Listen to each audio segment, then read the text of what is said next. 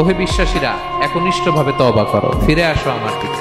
ফাফিররু ইলাল্লাহ 24/7। পৃথিবীর কোনো দরজা 24 ঘন্টা খোলা থাকে না।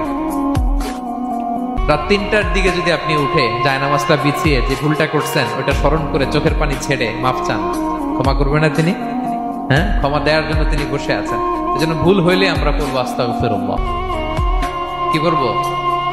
পড়েন আস্তাগফিরুল্লাহ রাব্বি মিন কুল্লি যামবি ওয়া আতুবু ইলাইহি। পড়েন আস্তাগফিরুল্লাহাল্লাযী লা ইলাহা ইল্লা হুয়াল হাইয়ুল কাইয়্যুম ওয়া আতুবু ইলাইহি। এটা পড়ে আল্লাহর কাছে ফিরে আসবেন, অনুতপ্ত হবেন। আল্লাহ ভুল করে ফেলেছে, আল্লাহ তুমি ক্ষমা করো, আল্লাহ তুমি ক্ষমা করো, আল্লাহ আমরা ভুল করে ফেলেছি। ভুল সবাই করে, কেন করে? হ্যাঁ, কুল্লু ইবনে আদম খাত্তা।